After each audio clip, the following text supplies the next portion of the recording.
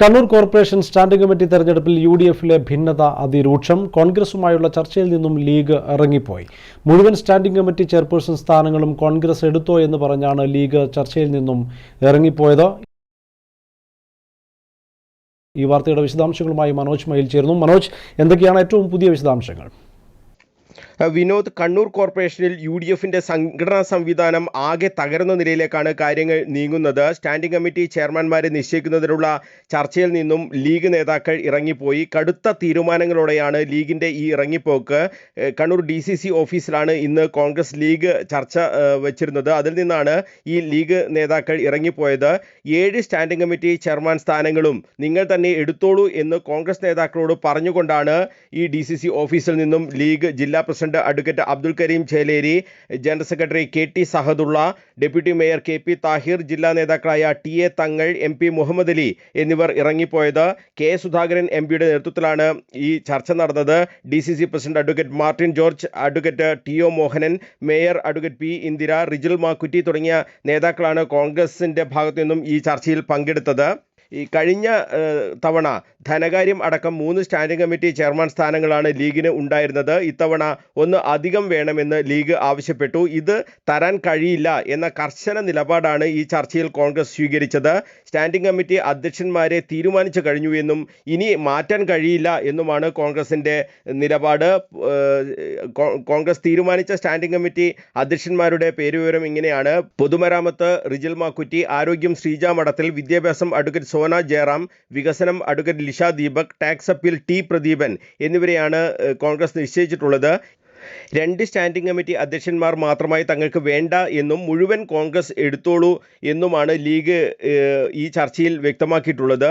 കോൺഗ്രസ് പറയുന്ന സ്ഥാനാർത്ഥിക്ക് വോട്ട് ചെയ്യുമെന്നും ഇനി തീരുമാനങ്ങൾക്ക് മുന്നണി വേണ്ട എന്നുമാണ് ലീഗ് എടുത്തിട്ടുള്ള ഈ നിലപാട്. അതാണ് കോൺഗ്രസ് നേതാക്കളെ അറിയിച്ചിട്ടുള്ളത്. മേയറെയും ഡെപ്യൂട്ടി മേയറെയും മുന്നണി തെരഞ്ഞെടുത്തിട്ടുണ്ട്. ഇനി അവർ കാര്യങ്ങൾ തീരുമാനിക്കട്ടെ. മുന്നണി എന്ന നിലയിൽ ഒരു ചർച്ചക്കും ഇനി ലീഗ് വരുന്നില്ല, നിങ്ങൾ തന്നെ തീരുമാനമെടുത്ത് നടപ്പാക്കിക്കോളൂ എന്ന് പറഞ്ഞുകൊണ്ട്, അതായത് അതിശക്തമായ ഒരു നിലപാട് അവിടെ പറയുകയാണ് ലീഗിൻ്റെ നേതാക്കൾ പറഞ്ഞത്. അല്പം ക്ഷുഭിതമായി തന്നെയാണ് ഈ ലീഗ് നേതാക്കൾ സംസാരിച്ചിട്ടുള്ളത്. ഒരു തരത്തിലും മുന്നണി സംവിധാനത്തെ തകർക്കുക എന്നത് ലീഗിൻ്റെ ലക്ഷ്യമല്ല, പക്ഷേ അർഹതപ്പെട്ടത് ലീഗിന് കിട്ടിയേ മതിയാകൂ. കഴിഞ്ഞ തവണയും ഈ കാര്യം പറഞ്ഞതാണ്. കഴിഞ്ഞ തവണ മേയർഷിപ്പ് മാറുന്ന ഘട്ടത്തിൽ നിങ്ങൾക്ക് 2.5 വർഷത്തിന് ശേഷം ഒരു സ്റ്റാൻഡിംഗ് കമ്മിറ്റി ചെയർമാൻ സ്ഥാനം അധികം തരാമെന്ന് പറഞ്ഞു. പക്ഷേ അതും വാഗ്ദാനങ്ങൾ പാലിച്ചില്ല. 2.5 വർഷം കഴിയുമ്പോൾ മേയർഷിപ്പ് മാറാം എന്ന് കഴിഞ്ഞ തവണ നിലപാടെടുത്തു. അതും നടപ്പാക്കാൻ വൈകി. ഇത്തരം കാര്യങ്ങളൊക്കെ പറഞ്ഞുകൊണ്ട് അതിശക്തമായ വൈകാരികമായ പല കാര്യങ്ങളും പറഞ്ഞുകൊണ്ടാണ് ഈ ലീഗ് നേതാക്കൾ ഈ ചർച്ചയിൽ നിന്നും ഇറങ്ങിപ്പോയിട്ടുള്ളത്.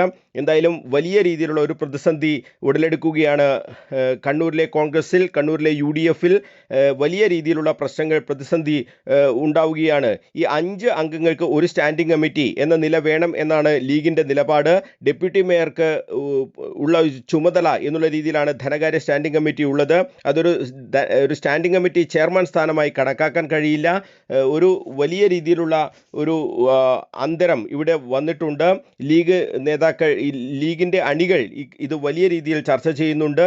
ഒരു തരത്തിലും ഇത് അംഗീകരിക്കാൻ കഴിയില്ല എന്നാണ് ലീഗ് നേതാക്കൾ എടുത്ത സമീപനം. കോൺഗ്രസിന് 5 സ്റ്റാൻഡിംഗ് കമ്മിറ്റി അധ്യക്ഷന്മാർക്ക് അവകാശമുണ്ട് എന്നായിരുന്നു കോൺഗ്രസിൻ്റെ ഇതിനുള്ള മറുപടി. സ്റ്റാൻഡിംഗ് കമ്മിറ്റി തെരഞ്ഞെടുപ്പ് നാളെ നടക്കുക, അംഗങ്ങളുടെ തെരഞ്ഞെടുപ്പാണ് നാളെ നടക്കുക. അധ്യക്ഷന്മാരെ പിന്നീടാണ് തീരുമാനിക്കുക. അപ്പോൾ ഇപ്പോൾ ഏതെങ്കിലും തരത്തിൽ ചർച്ചയ്ക്ക് ഇനിയും സമയമുണ്ട് എന്നുള്ളതാണ് ഇതിലേറ്റവും ശ്രദ്ധേയമായ കാര്യം. ഈ സ്റ്റാൻഡിംഗ് കമ്മിറ്റി അംഗങ്ങളെ തങ്ങൾക്ക് ഇഷ്ടമുള്ള രീതിയിൽ നിർദ്ദേശിക്കുമെന്നും ലീഗ് നിലപാടെടുത്തിട്ടുണ്ട്. നിങ്ങൾ പറയുന്ന രീതിയിലായിരിക്കില്ല തങ്ങൾ ഓരോ സ്ഥാനത്തും ഓരോ അംഗങ്ങളെ നിർദ്ദേശിക്കുക. അതിൽ ഏതെങ്കിലും തരത്തിൽ പ്രയാസം പിന്നീടുണ്ടായാൽ അതിന് ഉത്തരവാദി തങ്ങളായിരിക്കില്ല എന്നും ലീഗ് നേതാക്കൾ കോൺഗ്രസിനെ അറിയിച്ചിട്ടുണ്ട്. ടാക്സ് അപ്പീൽ അധ്യക്ഷ സ്ഥാനമെങ്കിലും വിട്ട് നൽകാതെ ഒരു ചർച്ചയുമില്ല എന്ന കടുത്ത നിലപാട് ലീഗ് ഈ ചർച്ചയിൽ സ്വീകരിച്ചിട്ടുണ്ട്.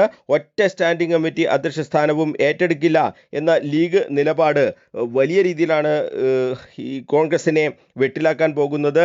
ലീഗിനെ ഇങ്ങനെ പിണക്കുന്നത് ഏത് രീതിയിലാണ് ബാധിക്കാൻ പോവുക എന്ന കാര്യവും UDF കോൺഗ്രസിൽ ചർച്ചയാണ്. എന്തായാലും ഈ tax appeal standing committee chairman സ്ഥാനം കോൺഗ്രസിന് വിട്ടുകൊടുക്കേണ്ടി വരും എന്ന് തന്നെയാണ് നമ്മൾ മനസ്സിലാക്കുന്നത്. കാരണം അത്രയധികം ശക്തമായ സമ്മർദ്ദമാണ് ലീഗ് ചെലുത്തുന്നത്. ഒരു തരത്തിലും ഇക്കാര്യത്തിൽ വിട്ടുവീഴ്ച വേണ്ട എന്ന് കഴിഞ്ഞ ദിവസം തന്നെ ലീഗിൻ്റെ ഈ കോർപ്പറേഷൻ കൗൺസിലർമാരുടെ യോഗത്തിൽ തീരുമാനിച്ചിരുന്നു.